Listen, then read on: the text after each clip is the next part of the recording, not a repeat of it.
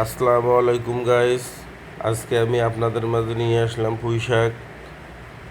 যারা পুঁই শাক পছন্দ করেন না, ঠিক এভাবে রান্না করলে অবশ্যই পুঁই শাক পছন্দ করবেন। প্রথমে শাক ধুয়ে কড়াইয়ের মধ্যে দিয়ে লবণ দিয়ে সিদ্ধতে দিবেন। সিদ্ধ হয়ে যাওয়ার পর প্রায় সিদ্ধ হয়ে গেছে,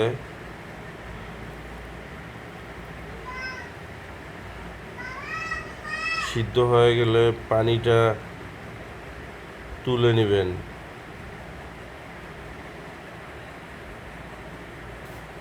এই বিড়ালগুলো আমার পোষা বিড়াল, সবসময় আমার পাশে থাকে।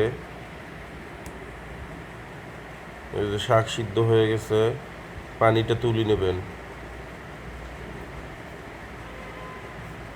পানিটা তুলে নেওয়ার পর শাকগুলো তুলে নেবেন, নিয়ে ওই কড়াইয়ের মধ্যে তেল দিবেন। তেল দিয়ে পেঁয়াজ কুচি দিয়ে দিবেন। অবশ্যই পেঁয়াজটা একটু বড় বড় করে কাটবেন।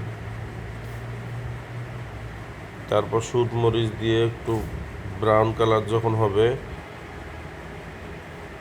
তারপর শাকগুলো ঢেলে দিবেন। ঢেলে দেওয়ার পর শাকগুলো একটু নেড়ে ছেড়ে নেবেন।